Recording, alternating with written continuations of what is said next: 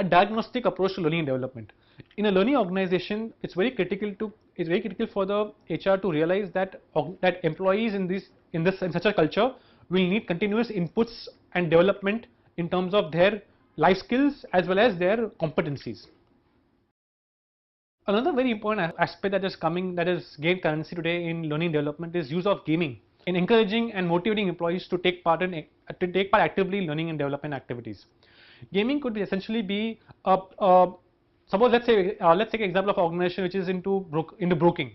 So that organization, now it's very difficult to pull out people from their workplace because it costs the organization money in terms of opportunity costs and in terms of employee productive work hours lost.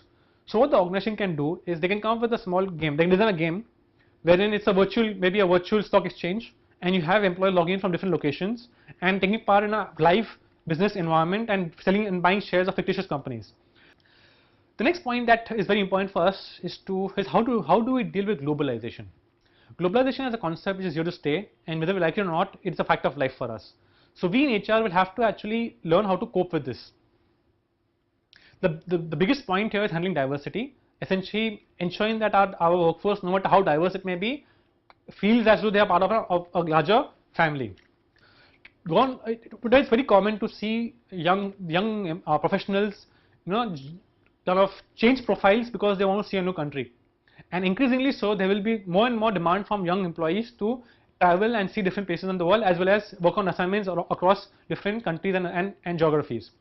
So it's very important for HR to come up with programs, for example, secondment programs. There could be sabbaticals which HR departments could provide for their employees, wherein employee can maybe work for a few months in the same company's division which is somewhere in another country, so that the employee feels engaged and feels a connection with the company. The next big point is that we spoke about managing high potential talent.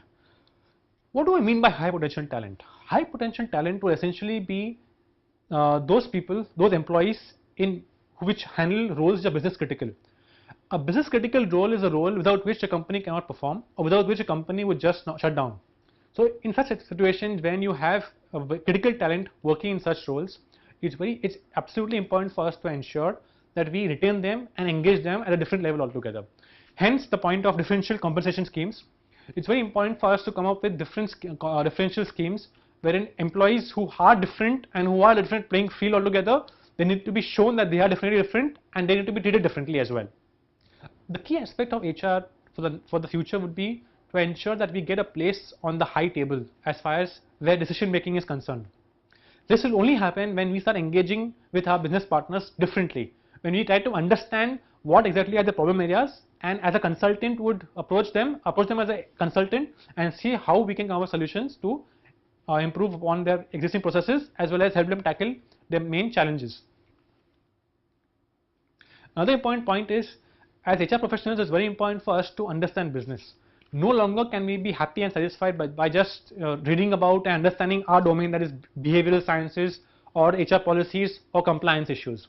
It's very important for us to, apart from these issues, these particular areas of competence, also develop a keen sense of business and understand what goes into making your business run and tick.